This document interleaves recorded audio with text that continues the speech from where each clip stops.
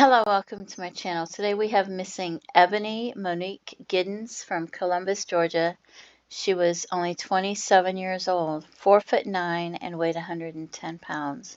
March 12, 2018.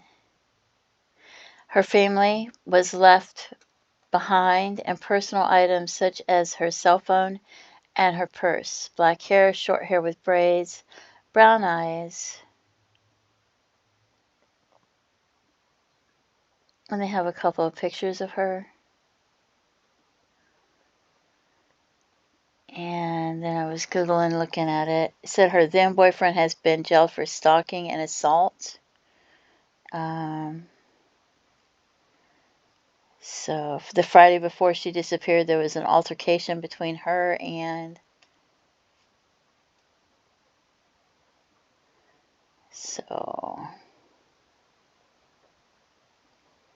Montclair Drive, just off Lurie Avenue, north of St. Mary's Road, and east of I-85 in Columbus, Georgia.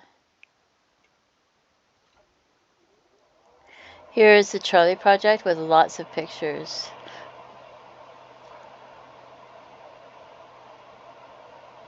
And she was born 12/23/1990.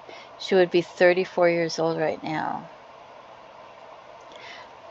Last seen, Columbus, Georgia, March 11th. She lived with two of her three sons, aged 5 and 2, in an apartment on Montclair Drive. On the morning of March 12th, her brother came to pick up her children for school, but when he knocked on the door, she didn't answer, and she didn't answer the phone when he called. He texted her multiple times, and they all went straight to voicemail. Her brother reached out to the father of her two younger children. He had last spoken to her the day before. He went to the apartment building, and the two men continued to knock on the door, ring the bell, and call her phone. Finally, her 5-year-old son came to the door and said his mother was gone. A search of every room in the apartment turned up no sign of her.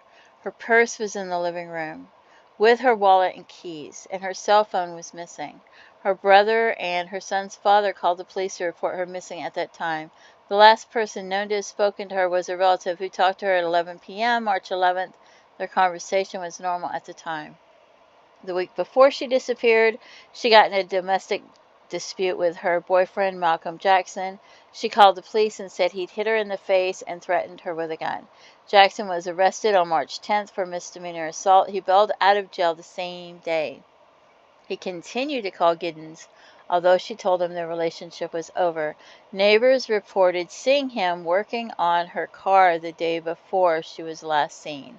The day after her disappearance, he was jailed again on charges of aggravated stalking and felony probation violation. Although he hasn't been named as a suspect in her disappearance, her loved ones are concerned for her safety. They stated it was completely uncharacteristic of her to abandon her children or leave them alone in the apartment.